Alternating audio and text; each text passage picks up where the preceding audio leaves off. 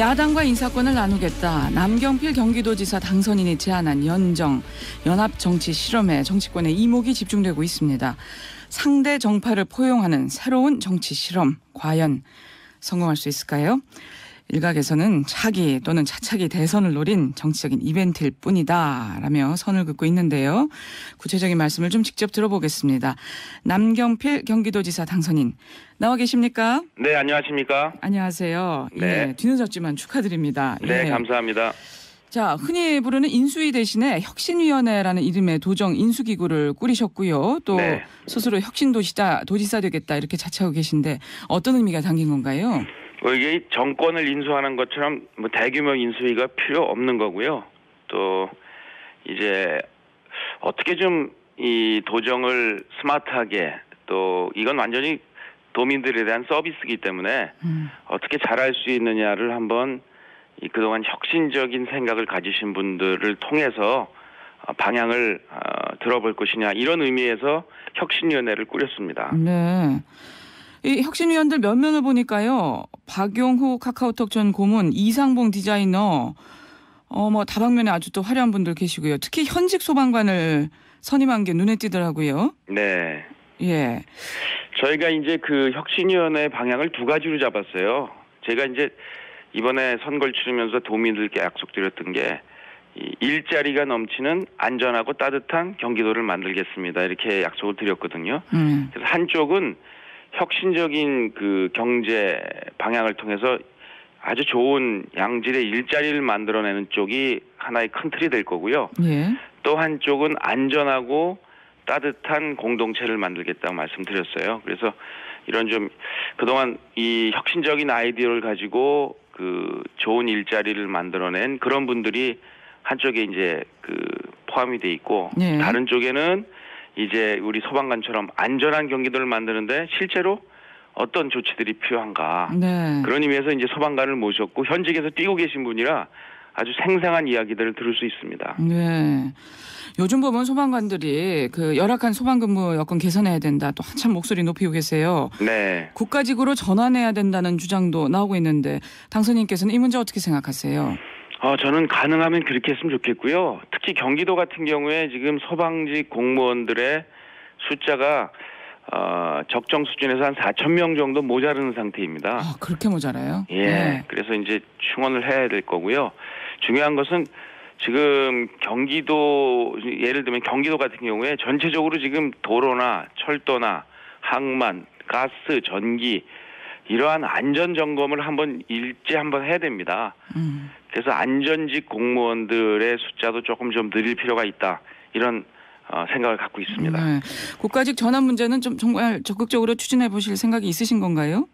이제 제 권한은 아니지만 예. 도지사로서 노력을 하겠습니다. 노력은 하시겠다. 예. 자, 그리고요. 지금 가장 혁신적인 게 연정 제안이 아닌가 싶은데요. 네. 예. 종북 좌파만 빼면 어떤 세력, 어떤 정치인과도 함께 논의할 수 있다, 이렇게 밝히셨는데. 네. 이 어떤 의미인가요? 그러니까 이제 국민들이 상식적으로 다들 말씀하시는 게, 저는 이게 그 여론이고 민심이라고 생각합니다. 그리고 아주 상식적인 정치를 하는 것이 혁신의 시작이라고 생각하는데요. 그런 의미에서 보자면 지금 국민들이 말씀하시는 건 이제 여야가 좀 그만 싸워라. 그리고 선거 때야 뭐 경쟁하지만 선거 끝나고 나면 힘을 합해서 우리 대한민국 상태가 굉장히 어려운데 예. 이 어려움을 극복해라, 이런 뜻이 담겨 있다고 봅니다. 그래서 저는 여야가 힘 합해서 여러 가지 어려운 문제들을 함께 풀어나가자, 이런 뜻에서 이제 연정을 제안을 한 거고요. 정말 감사하게도 야당에서 이것을 아주 진지하면서도 열린 마음으로 대해주고 계세요. 그래서 저희 잘 진행하고 있습니다. 지금 어떻게 진행되고 있는데요? 일단 정책협의회 구성을 했고요.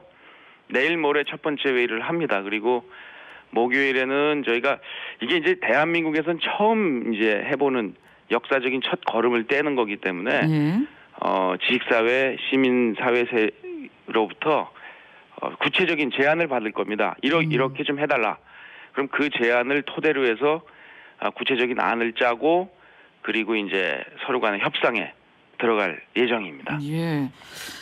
첫 발은 잘 내디딘 것 같은데, 근데 만약에 이 여야 간 협의가 잘 안 될 경우에는 최종 결정은 어떻게 해야 되는 건가요? 저는 뭐 안 될 거라는 이런 부정적인 생각으로 시작하지 않고요. 예. 제일 중요한 것은 도지사가 갖고 있는 기득권을 얼마나 내려놓느냐, 제가 얼마나 열린 마음으로 하느냐, 그것을 제가 하면 야당에서도 지금 상당히 진지하게 대해주고 계시기 때문에 가시적인 성과는 나올 거라고 봅니다. 그리고 가능한 협력할 수 있는 수준까지 한번 가보겠습니다. 네. 최우선으로 논의할 정책은 뭐가 될까요? 아무래도 이제 도민들께 어떤 것이 제일 급하냐로 봤을 때 지난번 선거에서 이제 김진표 후보님께서도 제안하셨던 버스 준공영제라든지 또 이 보육교사의 처우 개선 문제, 이런 것들이 최우선으로 논의가 될 수 있는 아젠다가 될 테고요. 또 하나는 지금 흔히들 이제 관피와 척결이라는 얘기를 하잖아요. 예. 그게 이제 공무원들의 이 공공기관 재취업 문제입니다.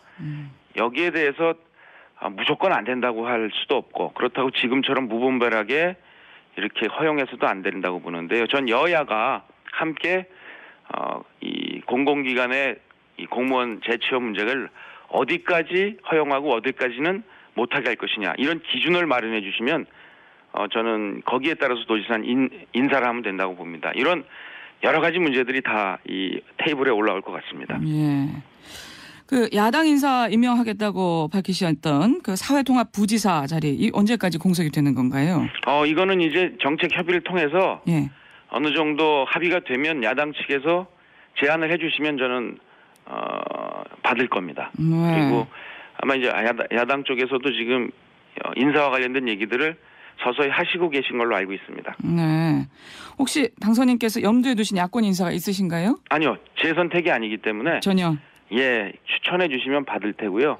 이게 단순히 자리를 하나 드리는 게 아니고 함께 인사와 정책 예산을 논의할 겁니다. 그래서 야당 쪽의 소통의 창구가 될 거고, 그런 의미에서 저는 이것이야말로 연정, 함께 정치를 해나가는 가장 중요한 상징적인 그런 인물이 될 겁니다. 네. 인사권을 나눈다고 했을 때는 이게 어느 정도까지 야당 인사에게 인사권을 준다는 건가요? 그게 아니라 이제 함께 이제 경기도지사 같은 경우에는 무슨 장관 이런 자리가 없기 때문에 대부분 이제 공무원들을 임명하는 거예요.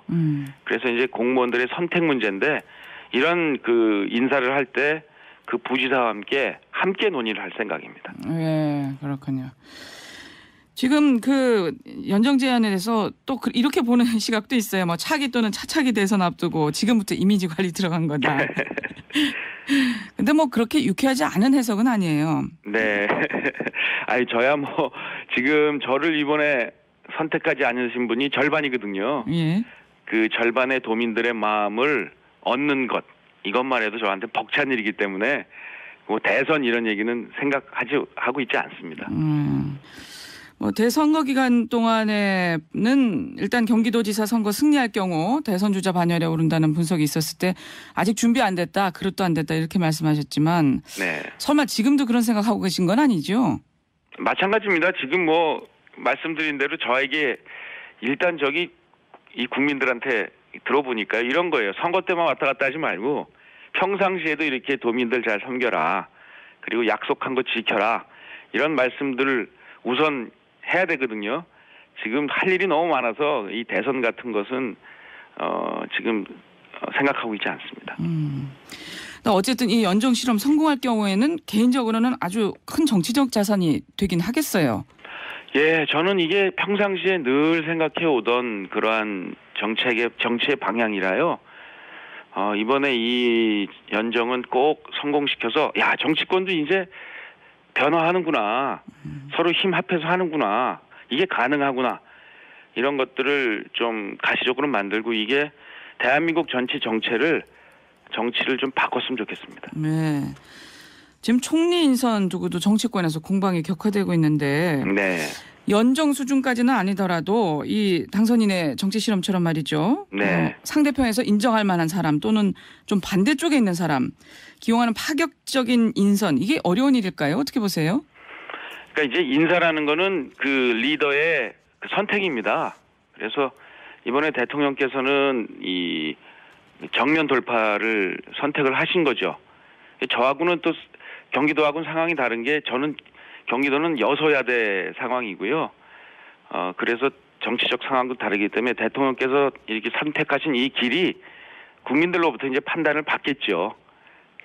저는 이제 이런 이 통합, 협치를 선택한 것이고 국민들께서 잘 판단해 주실 겁니다. 국민들이 어떻게 판단하실까요? 개인적으로는 저 문 총리 후보자 논란 어떻게 보세요? 이미 이제 그 총리 후보자에 대한 청와대와 여당과 야당의 주장이 이제 다 나왔고요. 이 잘 같이 조합이 안 되는 것 같아요. 그러니까 의견 일치가 안 되기 때문에 이럴 때는 뭐 이제 우리가 민주주의 국가이기 때문에 민주적 절차로 들어갈 때가 됐습니다.